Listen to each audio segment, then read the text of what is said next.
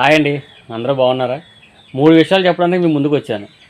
మన వినాయక చవితి మనం చేసుకోవడానికి దేనికి డబ్బులు కట్టాలి, దేనికి పర్మిషన్ల కోసం అందరి చుట్టూ తిరగాలి అనే ఆవేదనతో మా వినాయకుడు మాకు కావాలి అని నా గొంతు వినిపించాను.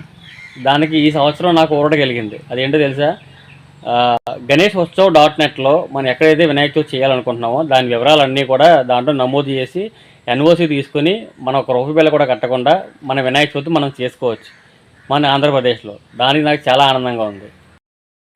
బాయ్కాట్ వినాయక చవితి అని మరొక వీడియో చేశాను. దాంట్లో డీజే సౌండ్ల కోసం, డీజే బాక్సుల కోసం వివరంగా చెప్పాను. దానికి ఉపశమనం నాకు తెలంగాణలో దొరికింది. ఈ సంవత్సరం తెలంగాణలో వినాయక చవితి నిమజ్జన కార్యక్రమాలకి డీజే సౌండ్స్ పర్మిషన్ ఇవ్వలేదు. ఎవరైనా సరే శాంతియుతంగా భక్తి శ్రద్ధలతో మాత్రమే వినాయక చవితి చేసుకోవడానికి పర్మిషన్ ఇచ్చారు. దానికి నాకు చాలా ఆనందంగా ఉంది. గణేష్ నవరాత్రుల సందర్భంగా ఉద్యోగులు, పెన్షనర్ల జీతాలు ముందుగానే ఆగస్టు 26వ తారీఖునే ఇచ్చేయాలని చెప్పి మహారాష్ట్ర ప్రభుత్వం నిర్ణయించింది. ఏ ఒక్కరూ కూడా ఆర్థిక ఇబ్బందులు లేకుండా వినాయక చవితి చేసుకోవాలని ఈ నిర్ణయం తీసుకుంది. చాలా మంచి నిర్ణయం కదా.